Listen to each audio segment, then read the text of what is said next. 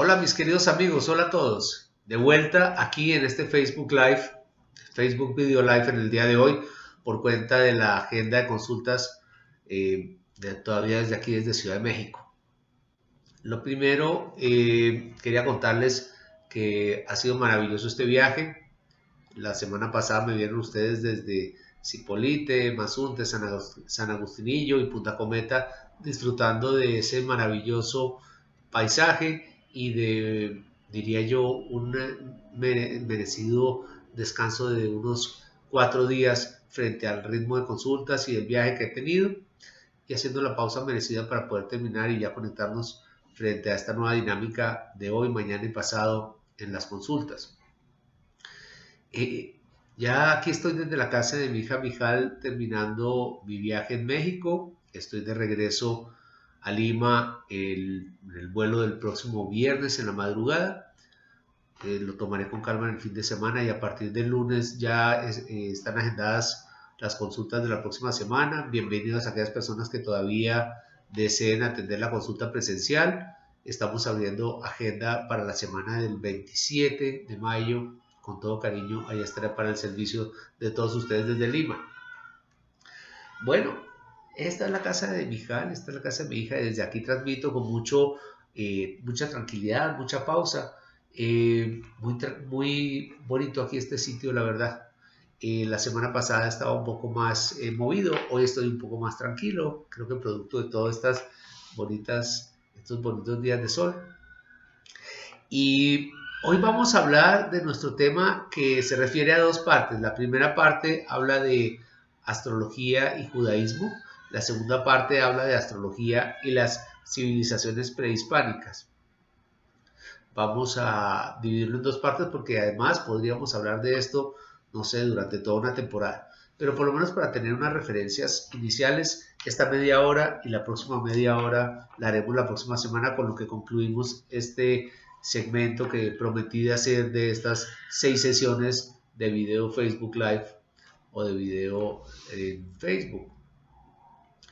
Comencemos entonces. Lo primero, quiero agradecer a todas las personas que me acompañaron en estos días celebrando el cumpleaños de mi papá, celebrando el Día de la Madre, que también celebraron todos.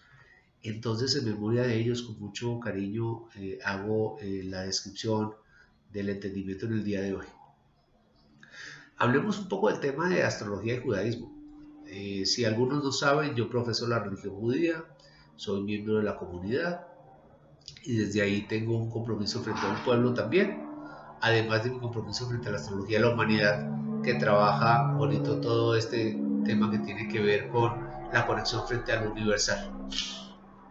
Bueno, aquí pasan aviones, pero así funciona este tema de Facebook. ¿Qué podemos hacer? Bien, en el tema de astrología y judaísmo hay una línea muy fina que hay que definir, porque si habla uno con algunas personas ortodoxas religiosas o algunos rabinos, ellos podrían no estar de acuerdo con la astrología cuando en muchísimos, y le citarían muchos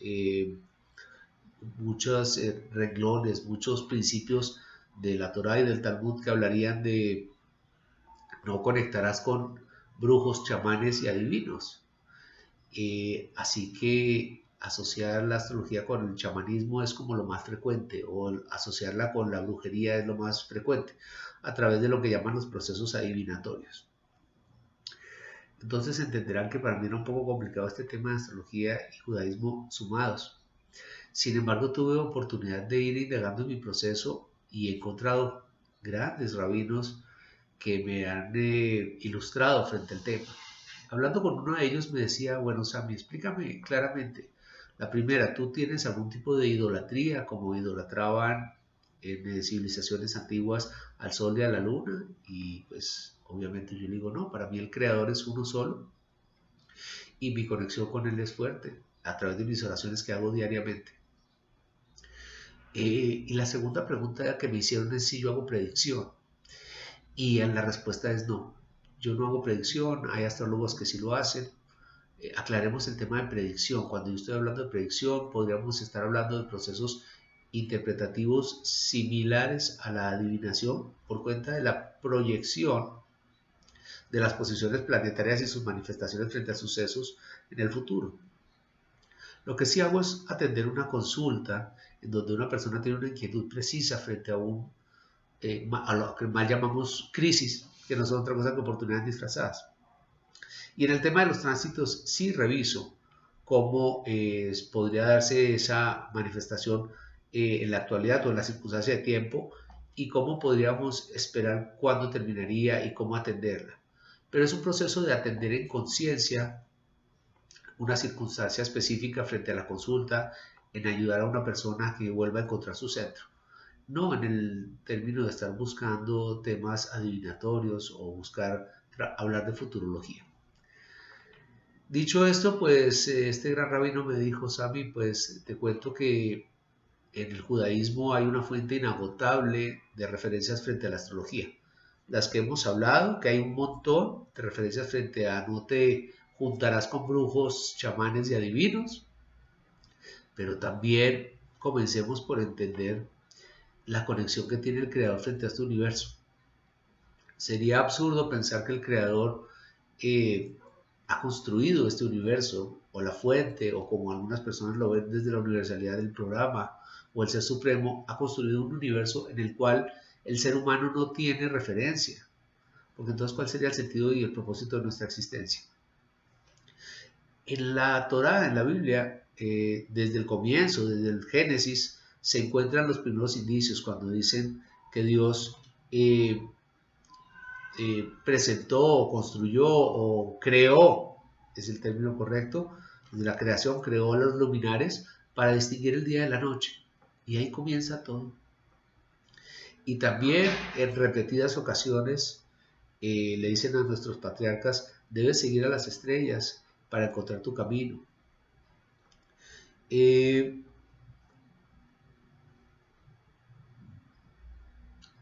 Definitivamente hay una oportunidad de referirnos frente a un universo, hay una oportunidad de referirnos frente a nuestro sentido de vida. El primer astrólogo para el judaísmo fue el patriarca Abraham Avinu, cuando le dicen que así como las estrellas será el número de su descendencia. Y cuando también le dicen en el momento que conecta con el Ser Supremo como el Todopoderoso y como el único, le dicen, sigue las estrellas y encuentra tu camino, un camino de peregrinación en la construcción del pueblo judío. Abraham venía de Caldea, Abraham venía de Ur, entonces obviamente ya había un proceso asociado con la astrología desde las culturas asirias o caldeas, donde comienza la astrología occidental.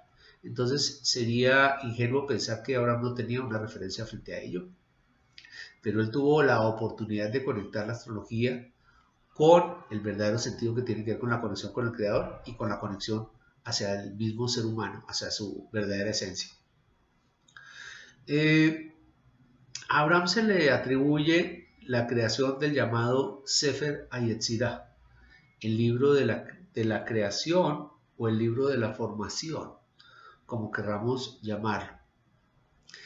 Este libro, Sefer HaYetzirah, es junto con el Zohar y con el estudio de la Kabbalah, las bases de la formación esotérica en el judaísmo, los principios de toda la emanación energética y de la conexión desde la verdadera esencia del amor y del servicio y de la verdadera verdad con el Creador y con su manifestación.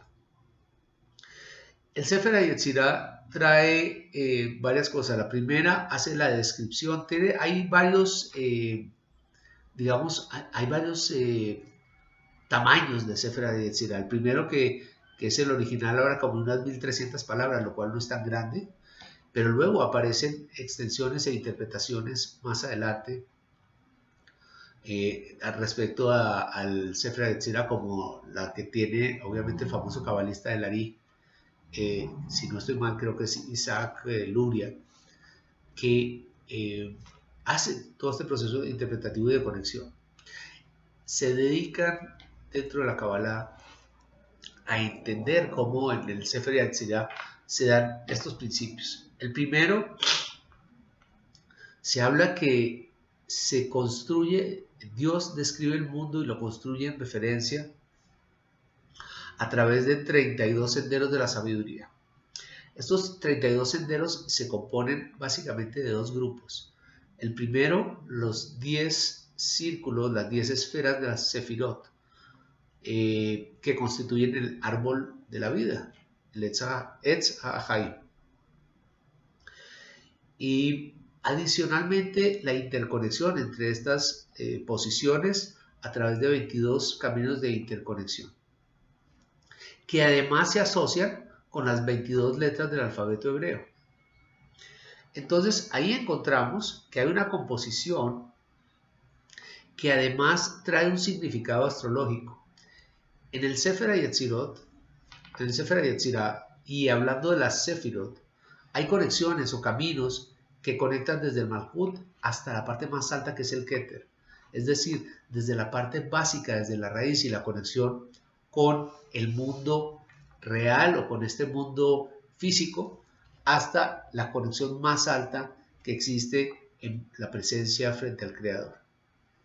Y nos indica cómo hay que llegar.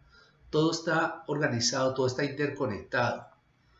Entonces, esa es la primera importancia. Hablando de interconexión, y pues algún momento, siempre los patriarcas estuvieron referidos frente a la conexión con las estrellas para poder viajar. Normalmente los viajeros andaban en la noche, por eso tanto de referencias se habla de las estrellas. Obviamente en esa época, ¿quién hablaría de Google Maps o de Waze? Pero desde este momento ya se entiende que hay una conexión, y en este caso de la Sefirot se entiende que hay una conexión para ir ascendiendo desde la verdadera revelación del Creador hacia el ser humano, o desde el ser humano llegando a la revelación con el Creador.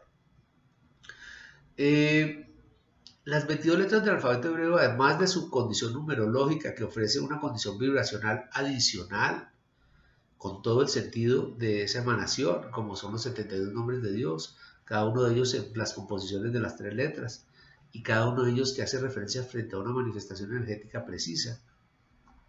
También nos dice que estas 22 letras ofrecen una definición según sus significados del plano astrológico, y aparece claramente la referencia con los 4 elementos que se consideran en la astrología como los elementos básicos de los cuales se compone el universo.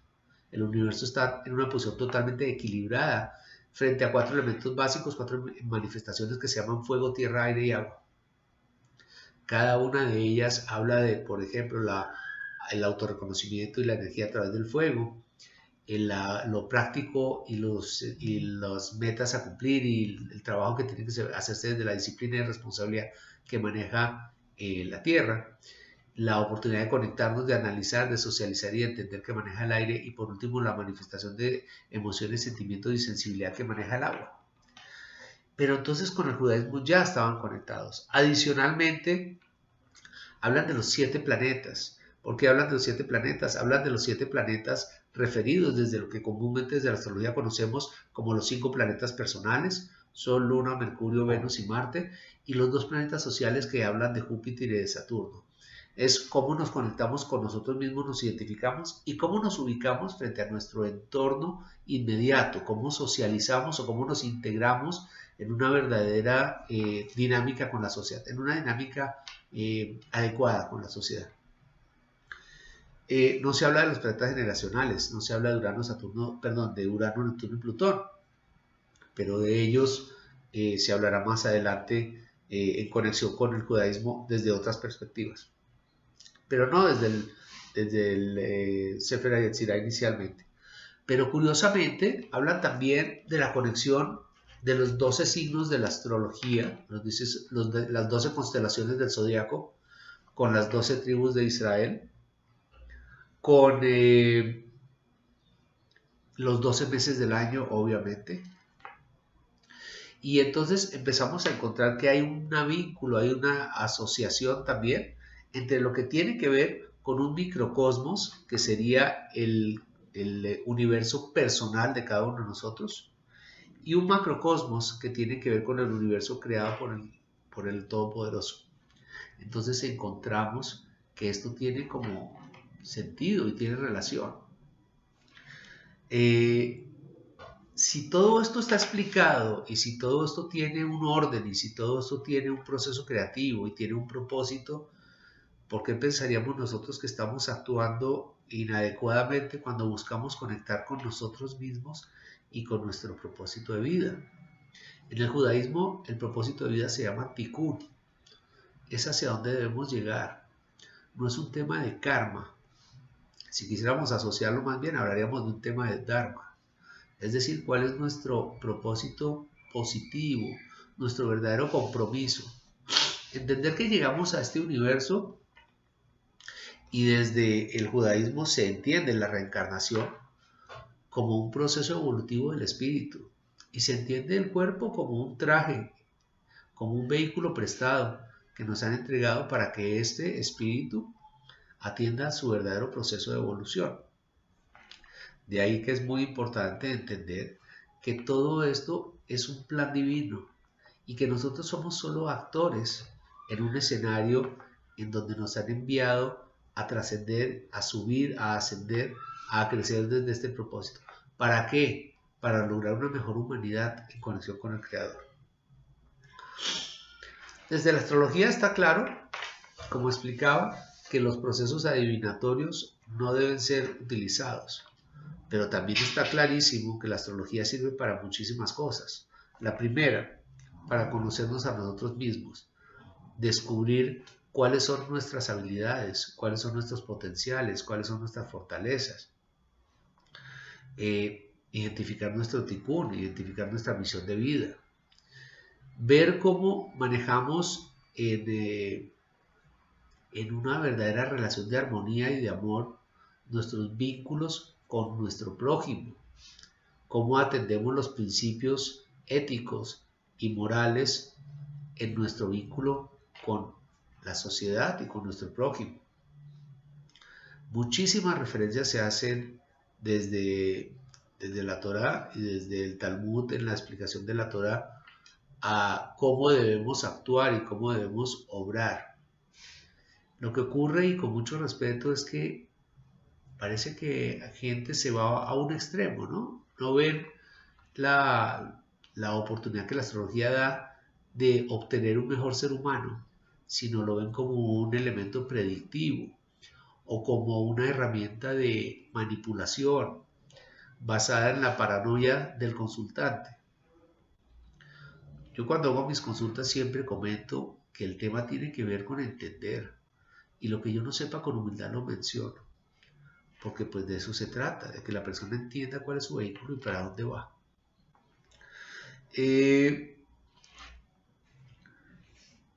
Hablando de las 12 tribus de Israel, también se habla a través de las 12 tribus de los procesos asociados con las permutaciones que tienen que ver con el tetragramatón.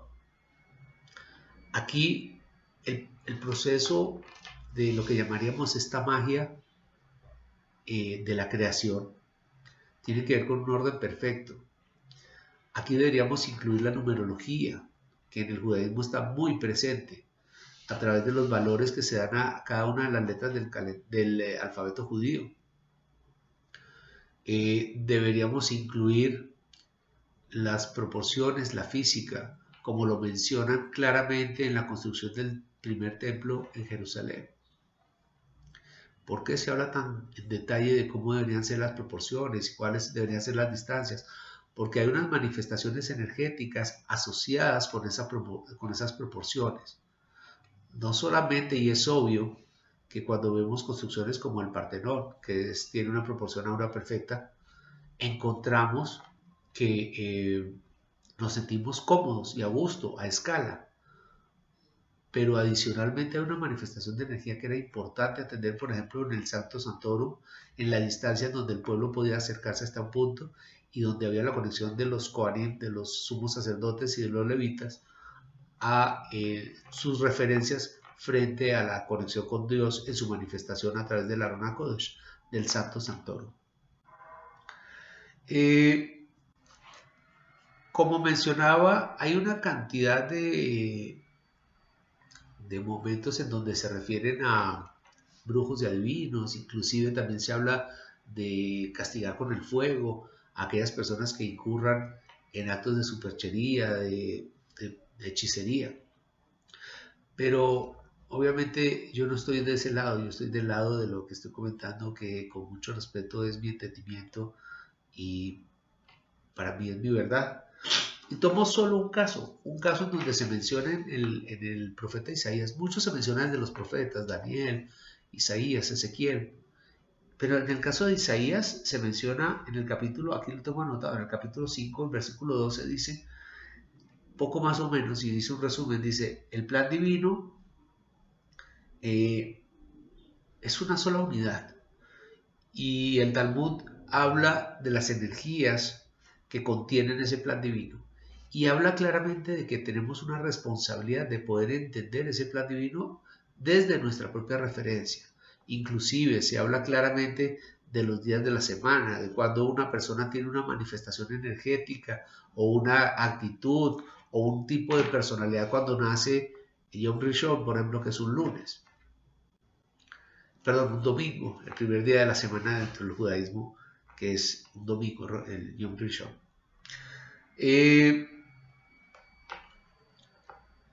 Ahora hablemos de términos un poco más prácticos, hablemos del calendario astrológico, qué referencia tiene, y ahí vamos a hablar de nuestra conexión también con civilizaciones prehispánicas, que es la segunda parte de esta presentación. En el judaísmo, el calendario es un calendario lunar, para aquellos que no lo sepan, entonces se mueve desde estos 28 días y medio, tiene un ajuste aproximadamente cada 3 años o 4 años. Cuando habla de un mes adicional, en vez de 12 meses, aparece el mes Adar Bet, que complementa esos 29 días que fueron recogiéndose en esos años, en esos 12 años. El calendario gregoriano no es coincidente con el calendario judío, y ni con otros calendarios de civilizaciones anteriores. Muy respetable la posición frente al calendario gregoriano. Personalmente creo que tiene varias fallas. Pero lo interesante, volviendo al calendario judío, es que sus procesos asociativos vinculaban al pueblo desde una referencia. Voy a tomar un ejemplo muy rápido.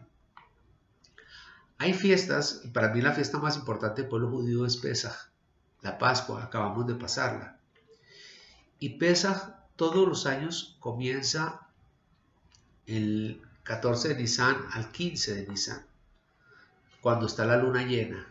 No hay oportunidad ninguna de que la luna no esté en su fase llena, de luna llena, para que coincida con la cena de Pascua o con los 2 días que tienen que ver con Pesaj, con el Pentecostés, con la Pascua, o como dicen en inglés, el Passover. Pentecostés es Shavuot, disculpen el lapsus brutus.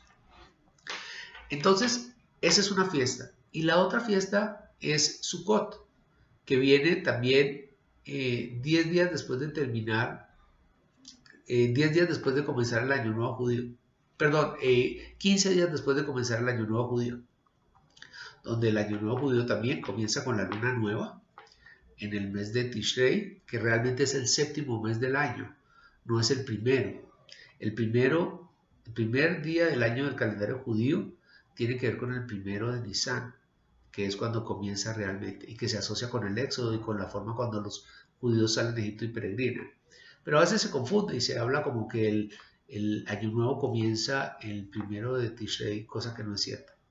Luego viene el 10 de Tishrei, en donde aparece Kippur, Yom Kippur, pero el 15 aparece Sukkot y otra vez aparece la luna llena. 2 ejes principales, Pesaj y Sukkot, se identifican con estos procesos. Yo me atrevería seguramente investigando un poco podría tener sentido lo que voy a decir, pero el tema de la luna llena creo que tenía que ver con un tema de logística también, porque el pueblo judío subía a Jerusalén a llevar las primicias, y al subirlas, pues obviamente tenían una luz que los acompañaba, los alumbraba y les permitía identificar para dónde iba su camino. De otra forma un poco complicado, porque en esa época, pues obviamente vías expresas e iluminación poco. aunque estaba la referencia otra vez de las estrellas para saber hacia qué sentido debían dirigirse para llegar a el monte de Sion, a donde se encontraba el templo. Así como ello, las referencias de las fiestas tienen un calendario específico y tienen además unas posiciones específicas con referencia a los astros celestes. En el caso del judaísmo, la luna tiene muchísima importancia. Hay una bendición que se hace que se llama Birkat Alevaná, que se hace también precisamente alrededor de la luna nueva, de la luna llena, perdón, hay que poderla visualizar para poder hacer esa bendición y se asocia con las manifestaciones y deseos, lo que llamamos el Shalom Aleichem, que tiene que ver con el deseo de paz, Shalom Aleichem, a cada uno de las personas que se encuentran con nosotros acompañándonos en el rezo, o al llegar a la casa, o al mencionarlo frente a la familia. Temas, otro ejemplo es cuándo empieza el Shabbat, cuándo empieza el sábado en el judaísmo.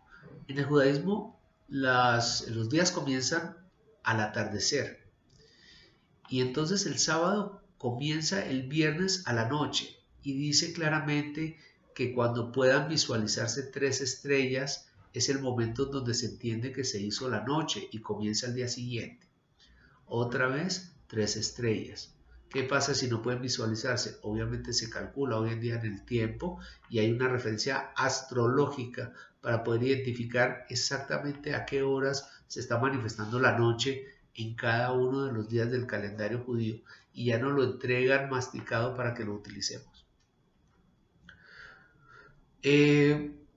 Como esto, no sé, cualquier cantidad de ejemplos. Las descripciones que tienen que ver, pero lo más importante ya para redondear el tema es que sí hay un verdadero compromiso del hombre para atender su microcosmos y para respetar y entender su relación con su entorno y su relación con la creación o el proceso de creación que, valga la redundancia, el Todopoderoso o el Creador nos ha entregado, porque esto es perfecto.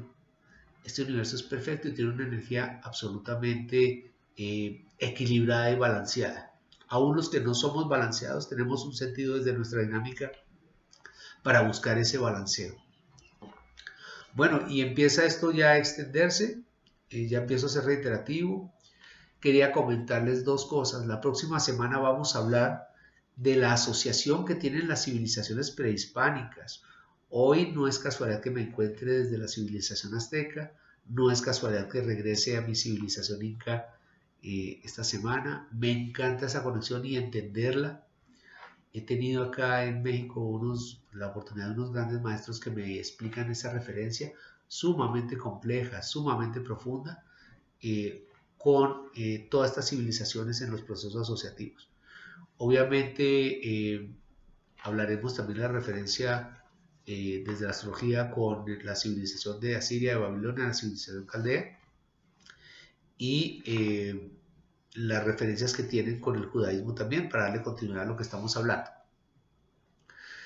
Ya me empiezo a despedir recordándoles con mucho cariño que este es el penúltimo de nuestros videos, que el próximo va a ser ya desde Lima, otra vez ya dejando los tacos y comiendo ceviche. Y desde allá conectando con el servicio, iniciando los talleres también.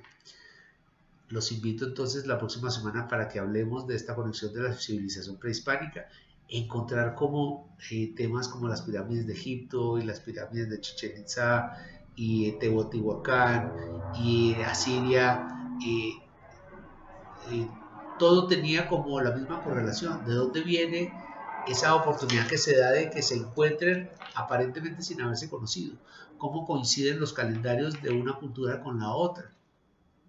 ¿Cómo hay manifestaciones similares? ¿Cómo esas casualidades o coincidencias no son casualidades ni coincidencias, sino causalidades?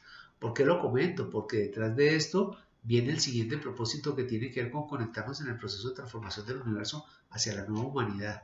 Entender que hay una continuidad, que hay civilizaciones antiquísimas, que se hablan de procesos de 12.000 años para acá, empieza a tener sentido para dar continuidad y buscar una formación frente a nuestro proceso.